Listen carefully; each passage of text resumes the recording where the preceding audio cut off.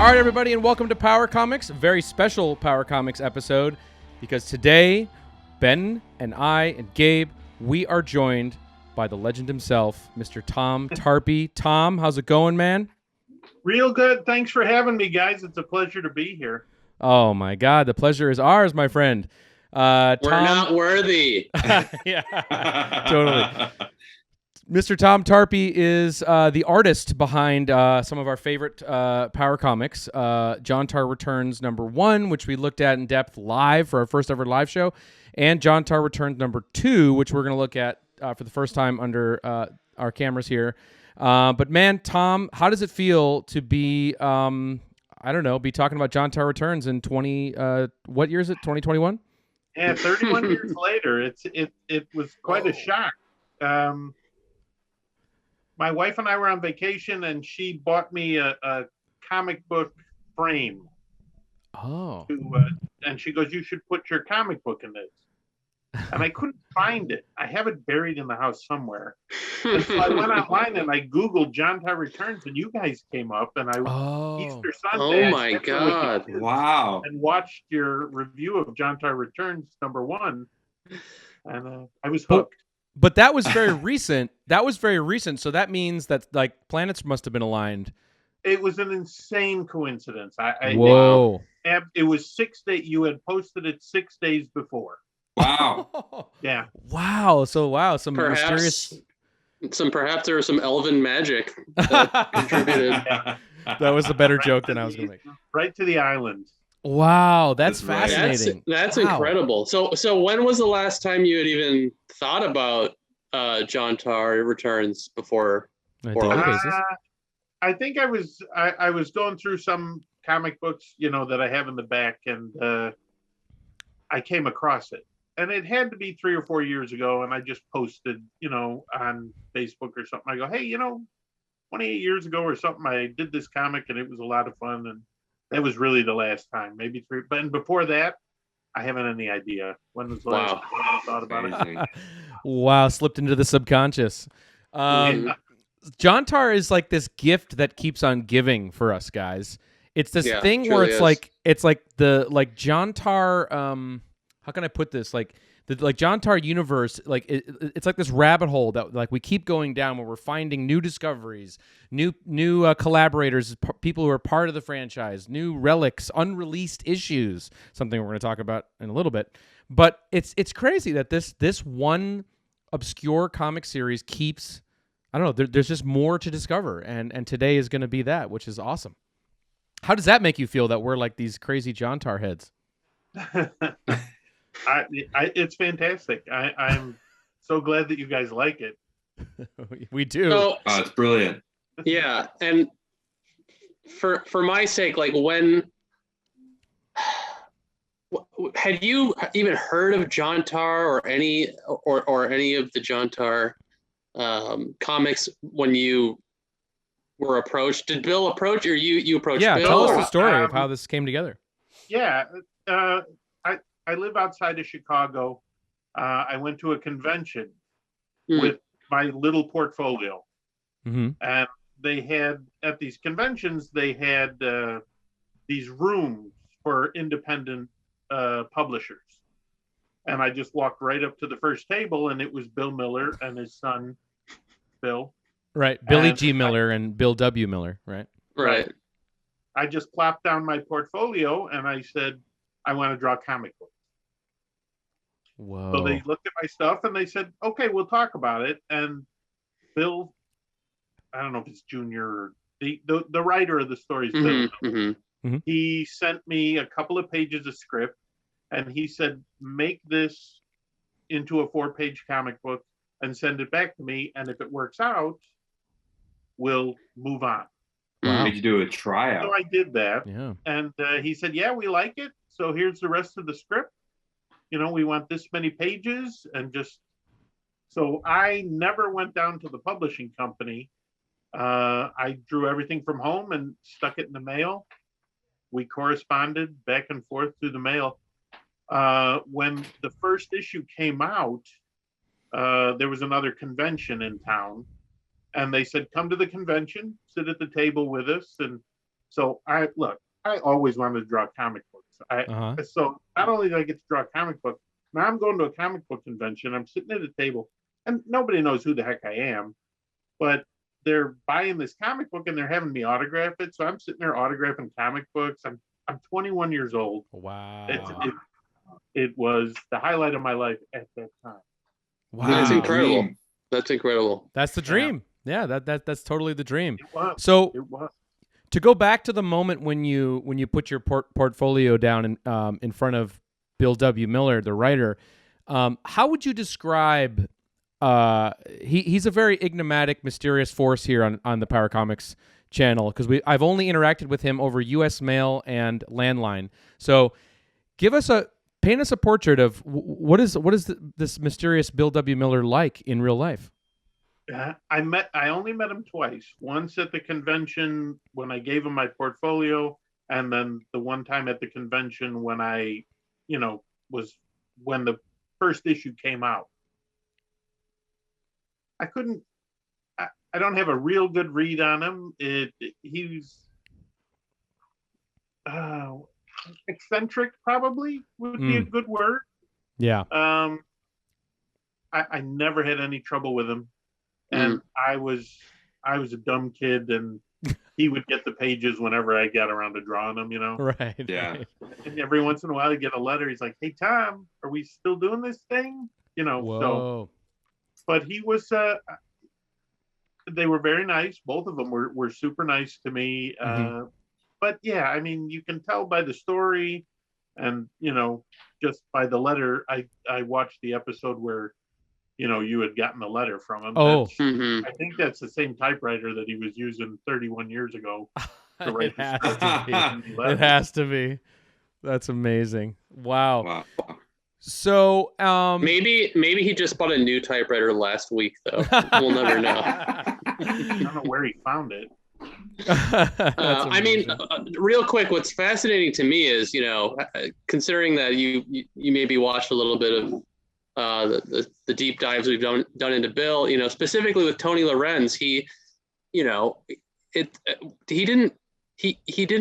approach Tony, or Tony didn't approach him with the portfolio. He just hired him and just went with it. And it's interesting to me that you had some sort of initial meeting and relationship where he, frankly saw your work and was like, yeah, this is great. This is going to work for what I'm doing here. So, and considering his kind of like vitriol for Tony and his work, it's just interesting how Mysterious Bill is dealing with his publishing and his artists and all that stuff. It's forever interesting. Yeah, I never had, like I said, I never had any trouble with him, but I only met him twice, and we only corresponded through the mail. In any of the correspondences that you had with Bill, did he ever talk about, because Jontar Returns is basically a reboot, of the original series. I have two questions for you. One, before you started work on it, did you know are we familiar with the Jontar series? Number one. And number two, did he explain to you this was going to be a redo of this series? And did he explain any grievances that he had about how the first issue was initially received, or any of the artists, or anything like that when he brought you on? No, I had never, the comic book stores and conventions and stuff that I went to, I either didn't go into the independent rooms, and the comic book stores didn't carry any independent stuff around me. It was all mainstream, Marvel, DC stuff. No, he sent me scripts, said, "Hey, do this, do that." Never. I mean, I assumed it was a reboot or a continuing series because it was called Jontar Returns. Right. But I had never seen any of the previous episodes, and he had never talked to me about it. Right. Well, I'm curious, what were some of the comics that you were reading at the time, Tom, and what were you drawing inspiration from what you were reading? What artists were you sort of like looking at for inspiration? Back then, I was heavy into comics, so I was probably collecting everything Huge fan of John Byrne, Mhm. Arthur Adams. Hmm. Uh, I think if you look at some of my work, you can see me ripping off Todd McFarlane quite a bit too. Just at least in his layouts. Sure. I would never compare myself to Todd McFarlane that way. Um, yeah, and I was reading, like I said, I was reading everything, but huge fan of Doctor Strange. Mm. Some of the Batman stories. Back then, you had a lot of good ones. Yeah, I read everything back then. And was Yeah, comics it's pretty all? easy. Oh yeah, totally. Sorry, go ahead. No, I'm sorry. Was comics always like a part of your life, like growing up? Like what's your comics origin story and how you got into it? I got to tell you, I remember reading comics when I was little, but I really didn't get into it till high school. Yeah. 13 and 14. I think I had a friend or two that were reading comics, and I just started really getting into it. And my brother was very much into him and his buddies were into the electric guitar. They were all, and right next to this big guitar shop that they used to go to all the time was a great little comic book store. So every time they went to the guitar store, I'm like, yeah, let's go to the guitar store. And I'm right next door to the comic book shop, spending all my money. So. Awesome. Well, I think without further ado, shall we look at some Jontar Returns number uno? Great. Numero uno? Yeah. All right, let me switch to the top down here. All right. Oh my gosh, what is that Jontar painting behind you? Oh my god, I didn't even notice that. In more recent years, I've started painting. So when you guys did your review of Jontar and I saw it, I decided that I would do a little Alex Ross for the cover of the original Jontar Returns. So that's what that. Oh my god, that's amazing. Yeah, if you get a chance after we record, snap a photo of it and just like email it me. You can just email it to me and I'll throw it up on the at the end of this video. I think people would love to see it up close. All right, so here we are. We're looking at Jontar Returns number 1. Okay, so when he sent you that 4-page, tryout, was that based on Jontar Returns, that 4-page thing? Yes, it was actually he took it and it was the first 4 pages of Jontar Returns number 1. Okay. Right on.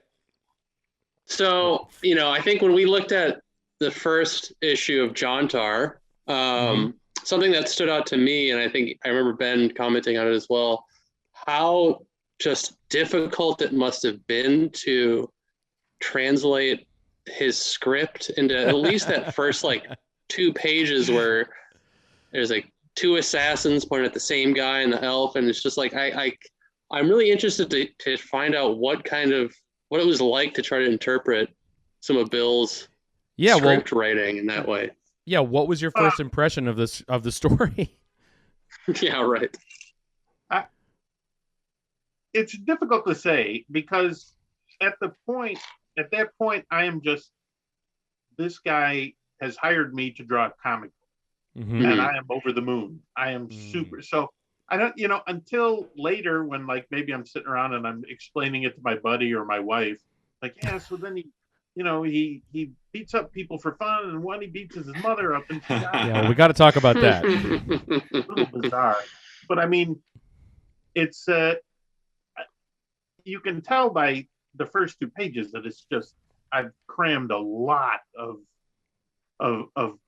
scenes in there trying to translate what I had. Yeah, right. That's kind of exactly what I'm getting at. It's clearly, you can be excited, but there's also it's such a lot of information and kind of convoluted stuff to try to pack into a very small amount of frames here. And Ben, I'm sure you could comment on this better, but it's just so fascinating to me when I see Power Comics and Jontar in particular, just trying to figure out, okay, what would I have done here with what I was given to translate this, because it's so out there, I'm looking, I look back on it and same thing. I'm like, how would I do this different, and why did I leave that out, or how does anybody even understand what's going on here?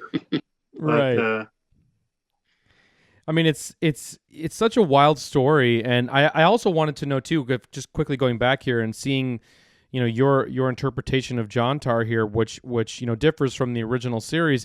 Did he share with you what Jontar looked like originally, or were you kind of up to your own imagination and how you were going to interpret him as a character? I think there were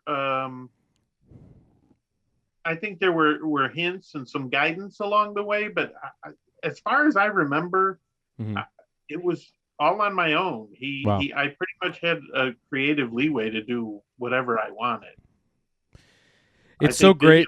There was the leather and the sword and stuff like that. But and Evan, will you go back one page? Sorry, real quick. Yeah. So I have a couple questions. One, is that elf smoking a doobie? Let's just get that out of the way. Just a cigar. That was illegal back then. And then my other question was going to be if Bill happened to comment on that, if he was just like, my elves do not smoke. I feel like you'd have some really arbitrary. Oh yeah, there you go.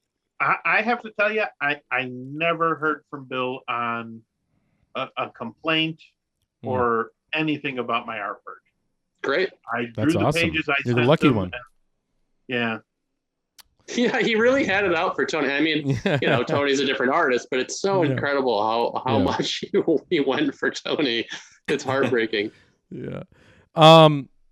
Awesome that here in the story, just to point it out, that we get the backstory, the origin of Jontar. We get to see Jontar's father here, Kenny Tar, who I'm a big fan of. But you must, at some point when you got this idea, when you're reading the script, and like you said, you were talking to your friends or your wife at the time, or the main character beats up his own mother, beats up homeless people first, and then beats up a woman who turns out to be his mother. That's a pretty wild origin story, like almost an irredeemable origin story, right? Yeah, what was your opinion of that? I believe that when I would show it to people, I would make sure that they knew that I just drew it. I did not write it. Amazing. Wow. Yeah, because it obviously is wild, right? Yeah. Sorry, what were you going to say? No, just going through it, it's like this is my path to being a super famous comic book artist. So of course, I'm going to start here. I'm going to pay my dues, and if I got to draw about a hero who beat his mother to death, then that's what I got to do. Everyone's got to, you got to break in some way, and yeah, for sure. Wow, yeah. So, anything as we're flipping through here, any memories sort of get unlocked here drawing any of this? What sticks with me the most, and I don't know, you guys didn't mention it, and I don't know if anybody else noticed it, but the first drawing of Jontar with the motorcycle in his battle gear, apparently after that, I completely forgot to put the shoulder pads on him again. Ooh, good call. We never noticed. Yeah, my favorite panel, I think. I love it. I moved on, and I never looked back at the source material to know that I really did his costume differently. Did you also do this cover too? Yes. Oh wow, the cover is fantastic. I mean, it literally, I like anytime we talk about Power Comics or show, anytime I'm looking for graphic design to emphasize what this is, I go to this cover because it's so loud and in your face, and I love the colors, and it's just it's great. He was like, the colors, the cover is going to be in color. And so what I need you to, only 3 colors. So what I need you to do is get this clear vellum and color each page of the vellum a color. Oh. whatever Wow. color you want it to be. So one page of the clear vellum was supposed to be the red, one page Right. was supposed to be the yellow, the other was the blue. And Mhm. I kept screwing it up, and he kept mailing it back. He's like, "No, you got to do it like." And the cover for the second one was done by somebody else. Oh, okay. Coloring on it. I did the Painstaking drawing, but the process. Yeah, coloring, seriously. he didn't even send it to me again. Wow. Do you remember? Wow. Do you remember what tools you were using at the time to draw this, Tom? I'm just really curious. Pencils and Sharpie markers. Really? Get out of Really here! all I had. Pens, Really? Sharpie markers. Yeah. Wow. I love Wow. This does not look like Sharpie to me. It doesn't read like we've done a lot of power comic issues that are, you can really tell when someone's just filling something with marker. Mhm. I would Yeah. never have guessed this. I thought this was like India ink or some much more. Yeah, so Opaque. fine. Yeah. Any memories of drawing Jive that you can share with us? We're big Jive fans. I wanted to ask I love Jive like as that archetype, and I wanted to know if you had any reference in mind when you were like, this is okay, I kind of understand what this guy is supposed to be. This is how I'm going to draw him. Were you pulling from anything? Nothing that I remember. Right. It's not a story. It was just draw Just- Jive, and that Draw like Jive. Michelangelo's. I let's just, let's do it. Let's do an edit point right here, and I want you to say that was a self-portrait of me at 21. Oh my god. Awesome. Love the control room. Great, Any- great. yeah. base. Any Control room, references yes. for the control room? I'm sure. Maybe. I was probably referencing some Star Trek: The Next Generation. Mhm. Hell yeah. Nice. And boy, I remember not being super happy with it, and I don't know why it couldn't come together how I wanted it, but it turned out. And it's great. I love how symmetrical it's like perfectly. It's this weird kind of altar. That's what I love about it. Mm-hmm. Totally. Like a tech altar. And I remember when we did the Jontar Returns, when we looked at it for the book club live, we were talking about like how, I mean, it's such a complicated, like what happens in these 3 pages here is so complicated. I'm sure it's really hard to draw because, he has this motorcycle that is run on telepathy. So you have to show that. He's got some magical handcuffs right here that who knows what's controlling that. And then he's like whipping around, the bike's whipping around, and then somehow they like transport to the control room on the motorcycle, and then he's sleeping on it. Like that's hard. That's a hard ask. I'm sorry. That's exactly what I was hinting at, especially with the second issue too. And I was just rereading it. Like, there's so much stuff. Like, God, if someone gave me a script that I had to, I don't know how I could do it in a not like 75 pages of like drawing every intricate panel of whatever. I'd be sweating bullets. I look back on it, and there's a lot of it is like, how does anybody understand what I was trying to explain there, that the motorcycle was going into a void or anything like that. Could they figure out it on telepathy? It's interesting talking to you because like obviously we did an interview with Tony Lorenz, who drew the as we've been talking about the very first issue of Jontar, and he still kind of semi like beats himself up about not getting these elements right. But I can't imagine trying to, especially as a young artist at that age, 21, try to wrap my head around how I would show that. It's so hard. It's so hard. And correct me if I'm wrong, Tom, I think that Tony shared the original script that he had, that he still has of Jontar 1, the issue that he drew. And it seems like Bill's script is like very concise. Like it's just like one line per panel. It doesn't really give you a whole lot of description to sort of, play with or to overly describe what's sort of going on or what the intention is. It leaves a lot to interpretation by the artist, it seems like. Is that wrong? I watched that interview. It was real interesting, and I have all of that stuff somewhere, and I just can't find it. I'm racking my brain trying to dig it up, and I just couldn't find it. But I mean, what I recall of it was mine was much different than that. Okay. See the story. You know, he wrote the story, and then I just transferred the story into the comic book. Wait, he didn't write like a panel by panel script. He just wrote Not that out I like recall. No. Whoa. It was, Wow. So this was more like a Marvel method. This is like Marvel Mm. method where he gave you like a plot, a written out plot of the story, and then left it up to you to break down the pages. That's my recollection. Now, if he comes up the show and calls me a big liar, then Jontar drama. Love that Jontar drama. Wow, that's fascinating though. Well, and Jontar Returns 1 leaves off at the cliffhanger here where Jontar's old buddy Art, you know, who they used to beat up homeless people together, he's now sensing Jontar's out to get him. So that's a perfect transition now to Jontar Returns number 2. But before we do, Tom, how do you look back at this comic when you see it now, and especially in this context? But how do you look back at these 2 issues? I have nothing but good memories of this. Being able to draw a comic book at 21, which is what I really wanted to do, was fantastic.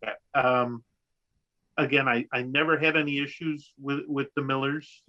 You know, I barely ever saw them or talked to them. Yeah.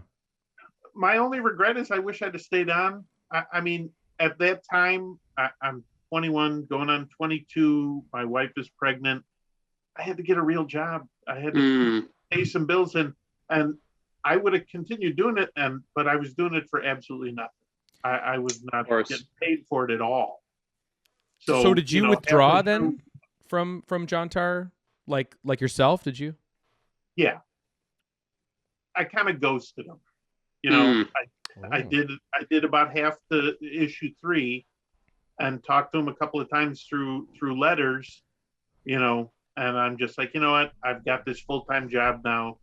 I've got a pregnant wife. I can't keep doing this for no reason. So I really ghosted. It was terrible. I just stopped sending the pages. I stopped talking to him. And well, Tom, did you say that they didn't pay you at all for this stuff? No. For the work? Oh my goodness! Then I don't think that you have anything. Yeah, I know. They're not paying you. Well, but had I been doing it, I mean, maybe it's my own ego, but I feel as the books went on, as my artwork went on, even up into the 3rd issue, I feel that I got more accomplished as an artist. Mm-hmm. You know, when I stopped, if that all went away. Wow. Yeah, I mean, you can see quite a bit of development and progress between number 1 and number 2. I can only imagine if you kept going with Jontar. But yeah, I agree with Ben. I mean, Bill's not paying you. You don't know him. Don't feel too bad. Yeah, I wouldn't feel guilty about that. I just imagine him mailing you a letter that's like, Mr. Tarpey, please give me all of your free artwork. I haven't heard from you, and come on. It's not like I mean, there's dollar amounts on the covers of these. They're not giving these things away, you know. Exactly. Yeah, but I mean, from what we, you know, for peace of mind, I mean, all artists should be paid, of course. But from what we learned through Bill's letter, and which we have more to read, more to discover with that letter, of course. I still love your idea, Gabe, of hiring an actor to perform Bill's letter. But you know, Bill Freeman. Yeah. That's perfect. Perfect casting. But Bill goes into depth about, you know, what a losing financial venture publishing was. Yeah, I forgot. And it was basically just the father who was bankrolling it, you know, just so his son, as a passion project, as a thing, you know, to do for his son, you know, even though he knew that every issue they put out, you know, but still. But the reality is that some of that losing profit should have been losing money to paying an artist to do your work, you know. Yeah. But I get it for sure. Yeah. So let's look at number 2. Now, I think with this one, guys, we should go just a little bit more in depth because this is the first time that our viewers have seen Jontar Returns #2. Gotta say, well, Tom, it's a bummer you didn't do this cover, but I love it. No, I did do I drew the cover. Oh, you did? Mhm. But I didn't do the colors. He didn't do the coloring of it. I'm sorry that I missed that detail. Okay, well, this cover is fantastic. And it's cool because the color separation here is awesome too. But yeah, any fun memories with this cover or what the motivation behind this layout was? Just trying to convey bad guys, trying to draw bad guys as evilly as I can. And Jontar fighting. I did want to say, in my head, he's not naked on the bottom there. Oh, he's not? That's chrome. For me, that's... Whoa. When I drew it as like a chrome, a silver. Oh my God. Whoa. That's incredible. I prefer it being naked. And that's fine. You can have that. I wouldn't take that away from you. But in my head, it was Ben chrome. needs it. I see it now. Wasn't that funny? I mean, because I remember when we did the live thing, we were talking about how this in the first ish looked like chrome, or it looked like metallic. Remember we were talking about that? Yeah, actually, there's a shot where he's approaching Jive in the parking lot for the first time, and he's like really close up. Let me get it. Go back. Back for sure. Oh God, guys, I'm sorry. Back. Oh jeez. Oh yeah, right here. Bottom panel. Yeah. That looks like that's definitely metal for sure. That is not his skin, and if it is, he should get it looked at.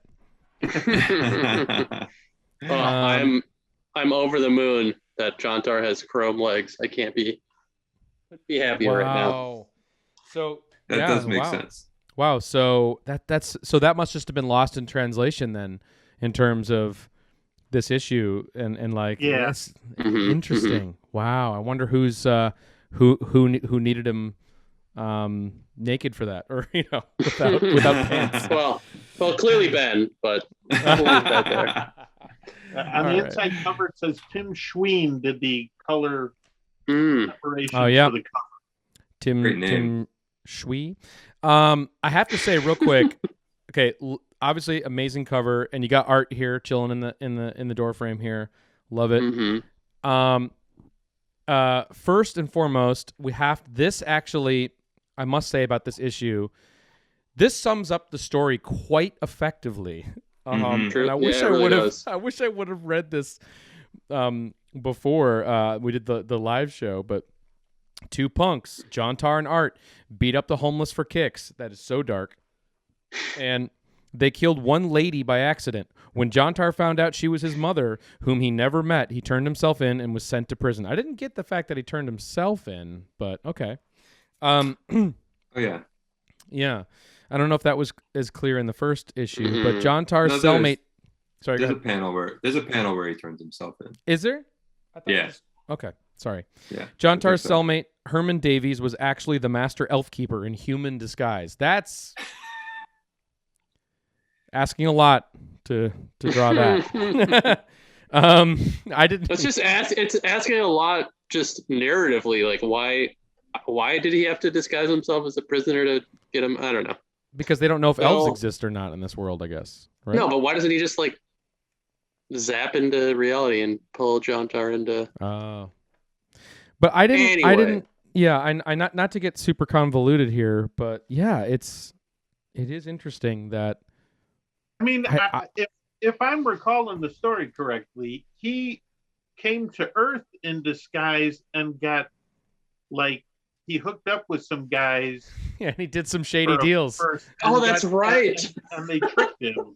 I forgot. Ended up in jail. So yes, everyone has the most robust storyline and arc. He was in prison for shady dealings. Deals. Yeah, that's right. Yeah. Shady dealings. But it's just I don't know if it's really explained in this issue that he was in human disguise. But okay, I will buy that. He was there to find someone to defend Earth and from and approaching monsters. That's interesting.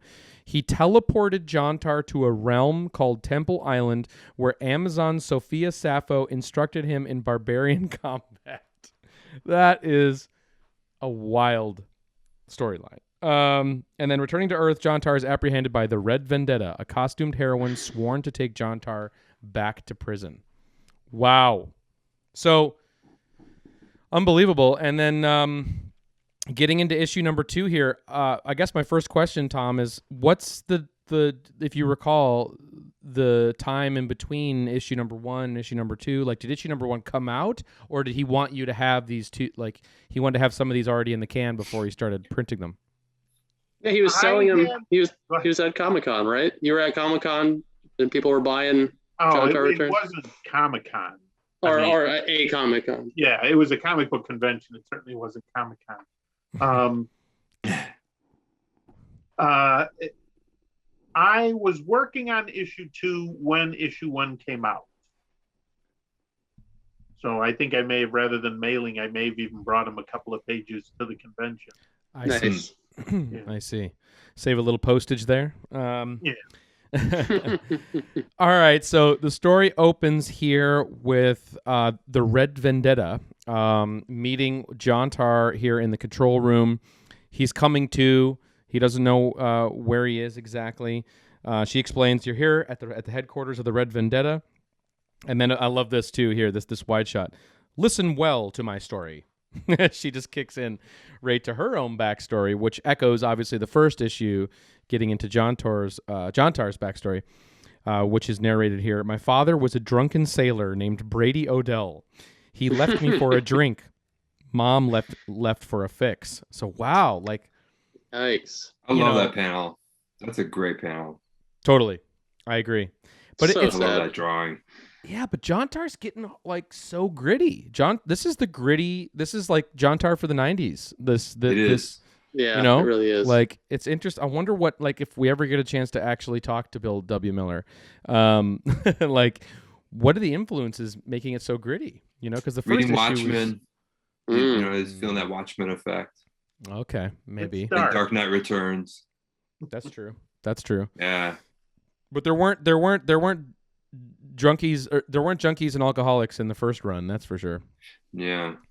Not explicitly called out, but I think pretty sure they were there. That's fine.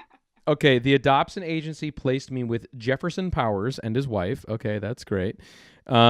Jeff was this is where things get real convoluted, but I'm going to try and stick with it. Jeff was the younger brother of millionaire Benjamin Powers. Mm-hmm. Okay, trying to keep all these people straight. And then she explains, "I was raised a debutante," which I love. "But on my 16th birthday, my aunt and adopted mother were kidnapped." Oof. So now I'm trying to figure out who's who there. Right. But you know, okay. His adopted mom and his mom's sister were kidnapped, and his adopted dad, her adopted dad, is talking to the cops. But right. And then her dad's younger brother was the millionaire? Okay, yeah. Okay. I got it. I think I got it. Dad goes out, uncle. Dad goes out to get his family back. I made a flow chart. Yeah, I think you must have had to. That's so wild. Okay, then there's another character we're introducing in this family. "I stayed with my Uncle Ben," which is crazy, while Jeff, who's Jeff again? No. Jeff is the younger brother. No, I know. I'm joking. I'm joking. Yeah. I stayed. Yeah. I stayed with Uncle Ben while Jeff went to pay the ransom. Okay, cool. There he goes. Uncle with the ransom. Ben. Uncle Ben is also the millionaire. Right.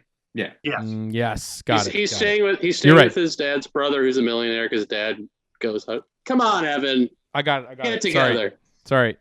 But he never came back, and we never saw any of them again. So, wow, ran off with the money, his brother's money, I'm guessing. But Benjamin became my new guardian. He was also my mentor. These are great panels. Mm-hmm. Fantastic. I love that open story thread, though, because I think in future issues of Jontar, they would revisit the disappearance of like Jeff Powers and his Totally. wife, and planting the happened. seeds. Exactly. Yeah. Anything, Tom, come to mind about just these characters and anything that's cool to share? Well, Uncle Ben was actually loosely based on me back in the day. Oh. So not Jive. Not Jive. Not Jive. It's Uncle Ben. Wow, amazing. That was a lot of hair and pounds ago, but right. The other, I'm looking at it now. It seems like I spent an awful lot of time on that couch.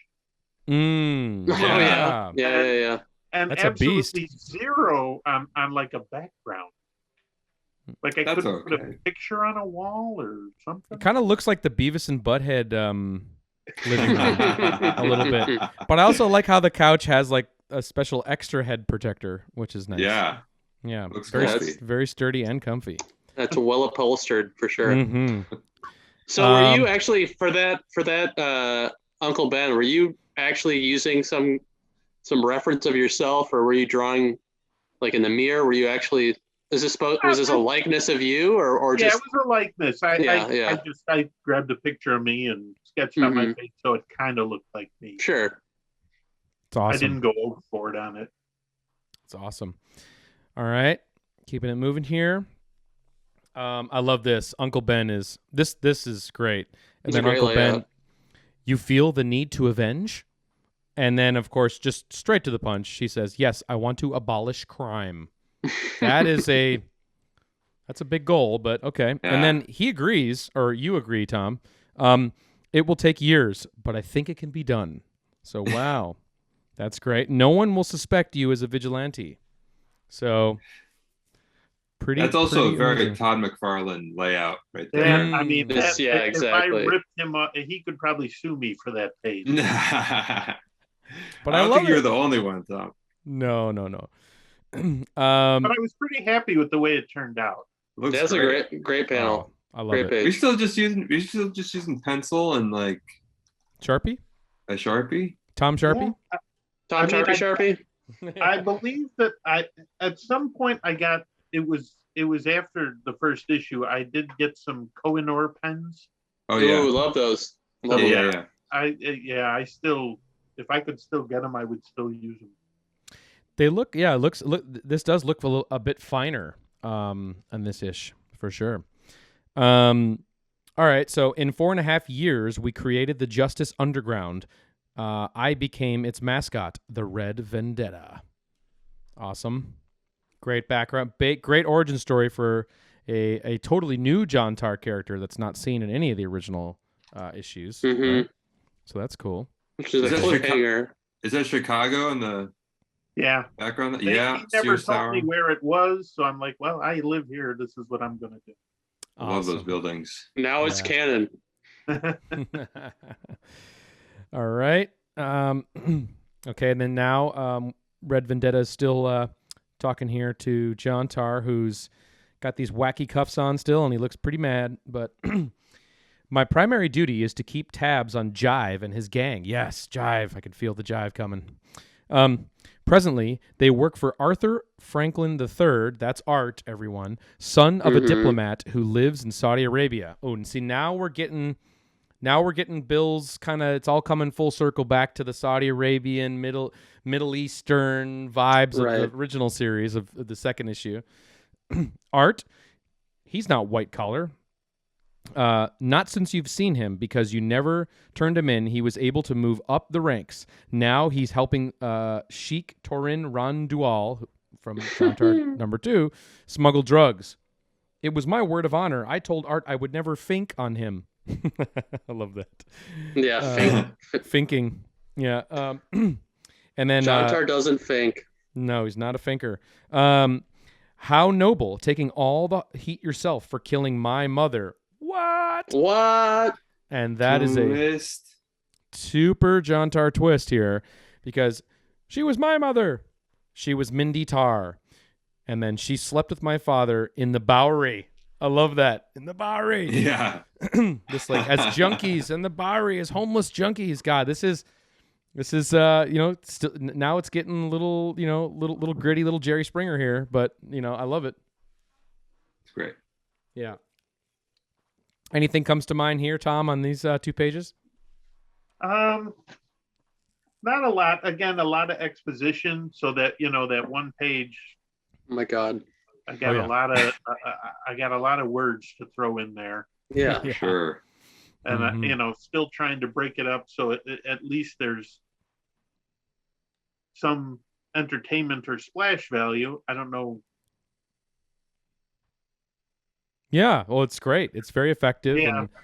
And here we're about to see a huge twist. That are they siblings? This is crazy. And she's like, but I'll be back. So she's had enough. And now this is an interesting drawing here, Tom. Is he trying to get free? Is that or he's trying to activate the motorcycle of some kind here, it looks like. He's flipping off the table. He's rolling off the table there, yeah. So he can get the motorcycle to run over the cuffs. Wow. My cycle I really runs... love that motorcycle. Oh, me that too. drawing's great. So really, really, really tremendous. My cycle runs on telepathy. So if I can get it to drive over these cuffs, again, what a wild Bill Miller idea. But okay, very, very Millerian there. Like if I could just get my own motorcycle to run over my handcuffs. A little sketchy. Yeah. Or just like run over my face in the interim there. And then, of course, now we see you here, Tom, at the command center. You've told him too much, and it looks like you're watching. I'm sorry. The character's name is Ben. Uncle Benjamin. Ben. Thank you. It's you, Ben. Yeah. Ben's now watching Jontar in the monitor. Red Vendetta. About what? About our secret identities, or the fact that he and I are siblings? Okay, things are getting intense here. Firmed. Very firmed. You were to interrogate him about the feather, and that's when I remember reading this, being like, "Whoa, this is." Yeah. What I remember thinking, what did I miss? And then immediately jumping to, oh no, I clearly this is something's gonna be explained, hopefully here. But Totally, to see if he's involved in the feather. I was gaining his confidence, Ben. You said yourself that we should recruit him. Oh, so now they want a piece of Jontar, huh? But not until we know he could be trusted. And then this is to me, wild story moment here, where Ben explains the Justice Underground is a role-playing game we created to deal with our loss. Mm-hmm. I love that. Love that. Is amazing. Wow. Yeah.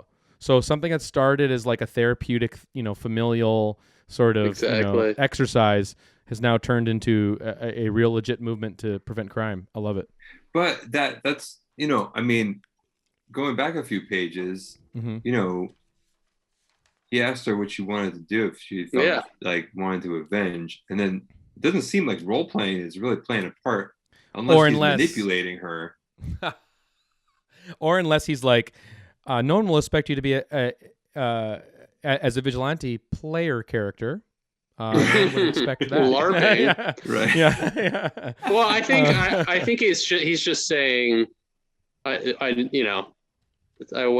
didn't take it serious until it's just humoring her. Right, which I love. It's a great dynamic. I love the setup for a origin story that your rich uncle is just funding your pretty involved vengeance story. Yeah. She has superpowers. They have a control room that ostensibly is operational. So this is a pretty serious LARPing endeavor. She's taking it to the next level. It doesn't, the next level is just like, 1 inch up, it's not very far. And now they're going to bring Jontar into their game. Has he tried to escape yet? Which is odd, but she's foreseen that. Yes. And then Ben is, yes, he just vanished on his bike. Wow. So they knew that he was going to vanish on his bike.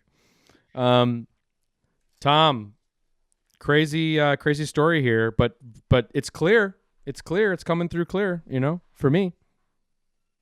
Yeah, I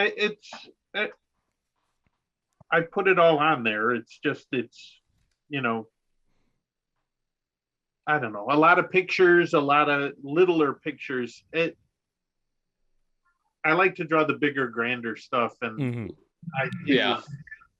it's Coming more up. difficult to get the detail and that stuff when you're trying to tell that story in the space provided. But I was happy with it. I was happier with the second issue than I was with the first. Not that I was unhappy with the first, but and then I was happier with the third than I was with the second. So it telling this, I feel I was starting to get more into being able to tell the story with what I had. And this is just the calm before the storm here. I mean, so far, Jontar Returns 2 is a lot of exposition, a lot of dialogue, but hang on. We're about to get to some real shit here. So here we go. She storms out, and you prevented me from stopping him. And then, Stacy, I can guess Jontar has gone to see Art, and my mole... Sorry. My mole knows where that will be. And knowing Bill Miller, he might mean like a mole on his neck that knows. Then find out, Ben. I'll prepare for a strike. Okay, what does that mean? Okay, work quietly, Stacy. It's important to hear if Jontar is warning Art or confronting him. Wow. So... all right, they anticipated that move, but now they're going to keep tabs on Jontar, while meanwhile, in a vacated pharmacy building, Captain Dolos, and then here's Art. Where's the Sheik? It was below his dignity to come here, but he sends this gift, and I love the emphasis on the gift there. The feather will become rich. So now we still don't know what the feather means, but whatever it is, Art is a part of it, and your Sheik even richer. So, okay, a gift and a feather and a But he's gifting him the feather that's going to make them both rich. This is just, where are we going with this? I don't know. Very strange. Let's keep it moving here. Should we? No, let's not. Let's just leave it there. Should we just stop right here? No. The Sheik. I hear you may need a bodyguard. A guy escaped from prison. I think he's after me. Of course, he's referring to Jontar. And then Jontar, out of nowhere on the bike. Vroom, wrong. Man, the teleporting motorcycle, guys. Yeah. I know, Wild. right into the action. Right into the action. And then Jontar, my prison break had nothing to do with you, so we heard him. Art, what about the Red Vendetta? And this is awesome. And then he explains he just got away from her. I never said I'd rat on you, even though he meant Fink. And then the Sheik is like, do you believe him? So now the Sheik's involved, knows what's going on. No. And then, of course, he sends the cue for Jive, which I love. Amazing. Yes. And then, of course, Jive just busts down the door. Yes, dude. It's so awesome. And then here comes Jive. And then That was Jive so here, cool. Art Man, which I love. Jive here, Art Man. And then Jontar here. Damn it, Art. I just wanted to talk to you. Find out what this drug deal's all about. He's like, now we got to deal with Jive and your gang. This is amazing. Now Jontar Returns #2 is in full frickin' gear here, guys. Awesome. I mean, did Jontar really just want to talk to Art about what the drug deal was all about? Was that all he was going to do? That's why he teleported in on a motorcycle to talk to his buddy. Miles an hour. What's this all about? Oh, cool. All right. I'll be going. Come on. One thing I wanted to touch on too, just real quick, because it just hit me, was going back to the other issue. I remember, like, to us when like these guys were like messing around with Jontar's bike, and then he just like straight up kills them. Yeah. And we talked about like Jontar's moral compass. Like, was that anything that Tom you were sort of you were aware of? I mean, it was the main reason I wanted to contact you guys. Those are all non-lethal. Oh, get out of here. That's obviously a shoulder wound. You mean you emailed us here because these were non-lethal Jontar knives? That's why you're here today? That's it. This is like in Terminator 2 when he's like shooting everyone in the kneecap. You're breaking my heart, Tom. I want Jontar to be a murderer. Yeah, he wants him to be like naked from the waist down and a murderer. Yes. I want him to learn from this. Oh, Yeah, amazing. I guess as I look at it, especially in the first issue, like where after the fight when he yanks the knife out of the guy, Right. Yeah, come I on. guess he could seem dead. It's he might so be just in shock. yeah, it's such a like bold move. Like, I'm gonna throw this knife at you. It's gonna go inside of you, and I'm gonna rip it out. He's got a gun though. There's self-defense going on here. That's Okay, true. Okay. That's okay. true. Okay. Good point, Gabe. All right. You're welcome. Um, Jontar's lawyer over here. Jontar's Law. That'd be a good. Your That's a Honor. comic. That's a comic I would read too. Yeah, totally. Amazing stuff here across the board, but we're about to get to oh my God, the action splash here. Oh, the best. Great. I love it. I love it. So Ricochets. Yes. Ricochets. So this is the first time the Ricochets are making their way into the Jontar Returns franchise. Was that something called out, Tom? Was he? Did Bill need to have his Ricochets? I'd love to say yes and that I remember that, but I don't. You can make it up if you want. I mean, To my mind, I just thought it was cool that the sword would be, deflecting the bullet shot at him. I love It is that cool. even more that everyone independently had this like collective unconscious bullet ricochet thing they were putting into the It's like the Berenstein Bears. Yeah, it's like Yeah, the it's just Mandela like- effect. We're all connected. We all want to see We all want bullet ricochets. sword ricochets. And this is awesome because so much is happening in one page here, and it's Oh my God. amazing. He's getting It's shot at very over good. here. He's disarming this guy over here. This dude's getting hit Yeah. with something. I mean, it's pure chaos. It's getting punched. Dude, Yeah. just perfect. As much as I want to believe the chrome legs, this is looking a little skin-like here, Tom. Just throwing that out there. Yeah, I left off my chrome lines that I normally do. Maybe Just saying. if you want it naked, it can be naked. Okay. Just leave it at that.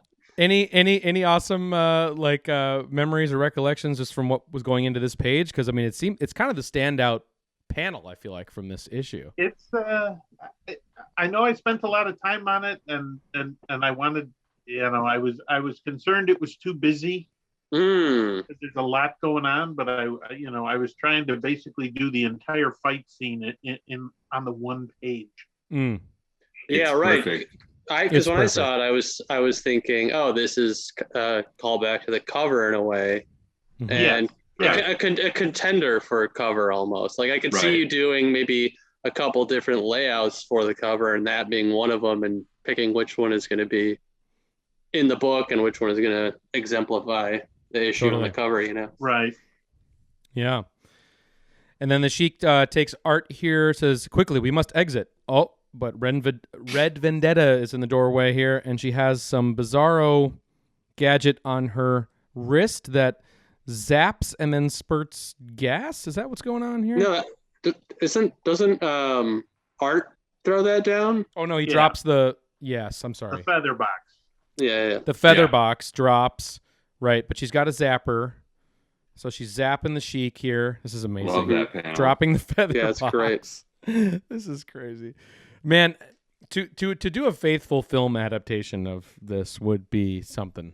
It really would. Very simple. be- Very simple. Mm. Very simple, very easy. Yeah. And then, of course, actually, Oh, that's the best. Yeah. another So top great. contender for amazing panel here. And then, hey man, I was just doing my job. Spare me and I'll work for you for free. And then Jontar, if you move before I get back, I'll kill you. See, he's a murderer. He's a murderer. No, He I'm was just a kidding. bluff. I know. I love the audacity to threaten this. Like, Jontar's not going to come back, but he's just like, No. you don't move. And this guy just laying there for like 7 hours waiting for Jontar. I will say that this is the most badass we've seen Jontar out of all of the Jontar Oh yeah. comics. Oh my god. Yeah, You know? true. Like he's kicking ass, taking names. You know, like, so for sure. So yeah, you definitely, Tom, take the cake for making Jontar the most badass for sure. I was pretty happy with that page.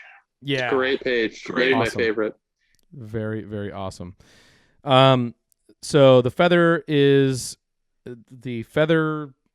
dust is causing Red Vendetta to choke here, and this is just where things kind of descend into like Jodorowsky like level, like just total like as like the being transfixed by this feather and crying. Like that's when, like, to me, I was like, wow, this is out there, man. Yeah, what? But I is love it? it. I love it. And then he's thinking, I won't let art influence me to kill another member of my family. So wow, okay, so now we're starting. Now he's starting to get the retribution here. But wait, is Jive got his motorcycle? Looks like it. So I love that panel too. Dude, I know. Yeah. It's a great panel.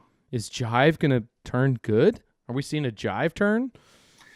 See, in the previous page, when the guy offers to work for Jontar for free, Yeah, I was like, what a great idea. That would be so awesome if Jontar just keeps on accumulating like thugs and hoodlums like under his wing, and he creates this army, who's like loyal to him. Okay. Jontarmy. Such good direction. Jontarmy. Join the Jontarmy. I'm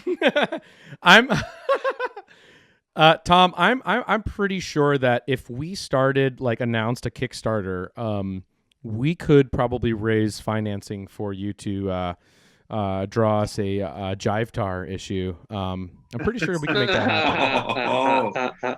Yeah. So keep Let's that do in mind. it. We should do a Jivetar. I'm down. Let's just do it. I'm in. Okay. Yeah. Let's do it. We have to do it. Jivetar. Oh my God, please. And then last page here. Jive, amazing Jive. Thought you might need help. And then he's like, hang on. We're about to take the ride of our lives. And that is the Amen. best. That is so Amen, good. brother. Wow. And then Jontar puts Red Vendetta. They're all crowd on the bike, which I love. And then blap, they're out. That's another Jodorowsky Totally. image I know. right there. So Bleep. interesting how everyone is depicting portals. It's my favorite. I know. Power portals. That's Power another list we portals. gotta do. Yes, Yeah. totally. And then, of course, guys, next issue, Psycho Test. Yes, dude. I'm in for Psycho Test. Awesome. Just, great. Oh, Yes. beautiful. Great issue. Great issue. Thank you, Tom. Thank you, for Tom. your contribution. Amazing. Yeah. Amazing. And but tell us about these last few pages here. We kind of were having some fun here, but I mean, just from the feather, like, what are you like? Do you remember what you were thinking about this feather thing? Like, this is weird. I was pretty accepting of the story at that point, and I just assumed I'm drawing the pictures and he'll tell me where to go from there. Right. To this point, like, I never, until your show, I never even saw that they had finished the series. Wow. Yeah. Yeah, I did Amazing. not know that. So I'm curious to see what the feather is. I love how you don't know. It's like you should be a part of the next. You should join us for the next Jontar Returns videos we do. We need to have like a little frame in the top that's Tom Tarpey reactions to the rest of the issues there. I think we should. I'm like not joking. For sure. Amazing. And then of course this is great. Just anytime you get to draw a teleporting motorcycle, it must be a thrill. Right? I mean, it's looking back on it, it's embarrassing. A little bit. Why? I mean, Yeah. I feel Why? like I just drew a circle. It looks like, I feel like I could have. right. Yeah. I know what you mean, but that is such a weird It is. image, Mhm. that it is way more mysterious and provocative than I think if there's like a if you went into any more detail. it has a quality of like I'm trying to even think what I'm trying to say here, but like there's like a quality of just like how nonchalant it is, you know, as a portal. Like it's like this low-key portal that I kind of dig. There's something about it where it's like almost a little bit more badass for the character to be like, yeah, we're out, beep, you know. And it's like low-key portal, we're out of here. Psycho test coming up next. Like it's giving me like weird David Lynch Twin Peaks. That's what I'm trying to say. Surreal. Like it's like it looks almost like a floating like net like web. Yeah, like animal skin stretched on like wood floating in the air with like target painted. That's what I was like, oh my god, this is really so bizarre. Yeah. I love it. I love it too. And Tom, did Bill send you issue number 2, or did you pick it up, or when did you get your hands on it? Yeah.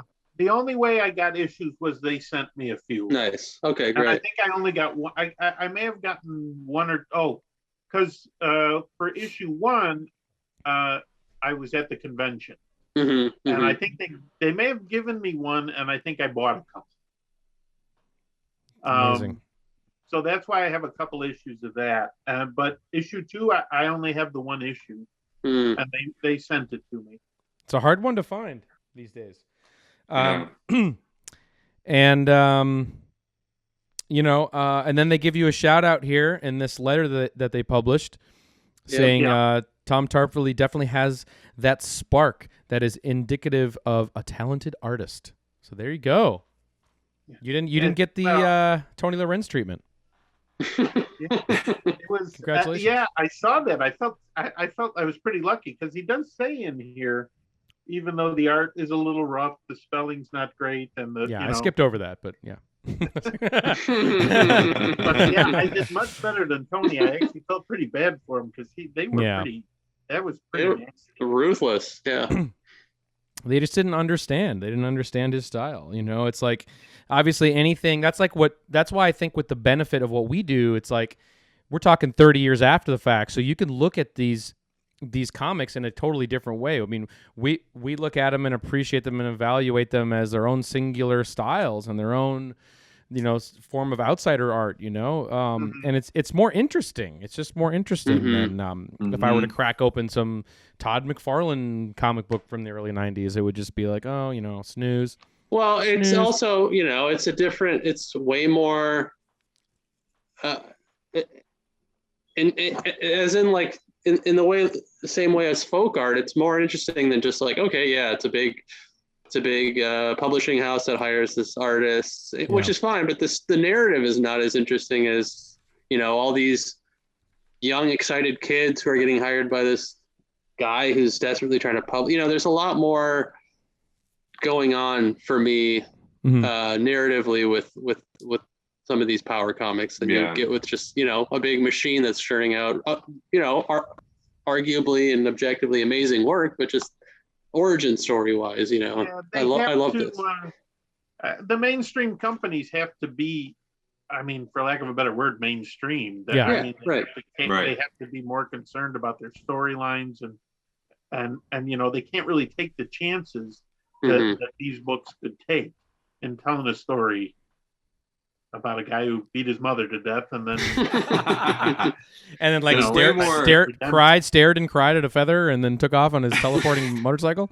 There's way more. Yeah, there's way to just add to Gabe's what Gabe said. Yeah, there's just way more heart and soul in this stuff for sure, because you know, like Marvel and DC, those companies, the design of those books is to move units off the shelves.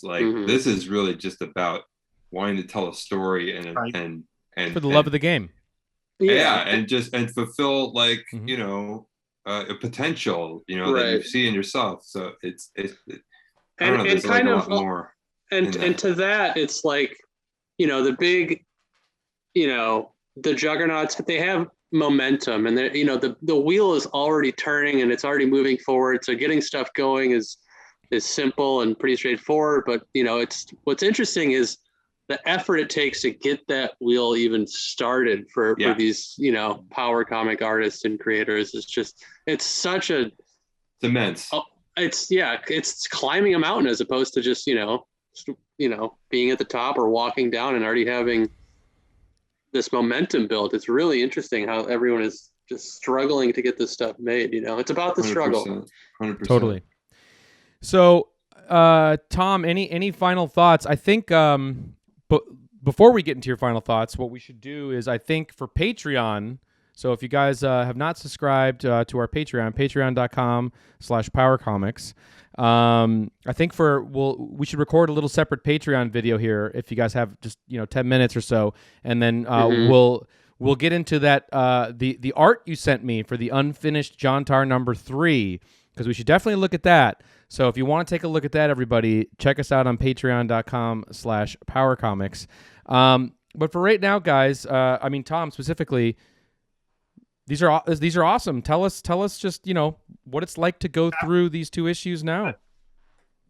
Like I said, I have 0 bad memories of anything that I did on Jontar Returns, and to find out that 31 years later that people are still as enthusiastic about it as you guys are, it's flattering. I appreciate it more than I can tell you, and just thanks a lot. It's been a really fun past couple of weeks, just corresponding with you, and watching the show. I've enjoyed the heck out of the show, and oh, thanks. And like I said, my kid's thinking I'm a rock star right now. Well, of course, man. You drew Jontar Returns, man. Of course. Yeah. It must be stated that Power Comics. There's a lot of different work that we fawn over, but Jontar really is like the pinnacle. It's our favorite. So for us, it's like it's like it's mind melting. Yeah, it's like all roads. Yeah. All roads go back to Jontar, in some ways for us, and I think it's just been. What I've learned from. Sorry, Evan. What I learned from this experience is that there, in the rules, there's the only. Oh, I think is that Ben's connection we're losing or mine? As we, the readers, are viewing it. Oh no. Our connection is getting Jontar'd here for a second. So. Oh no. Yeah.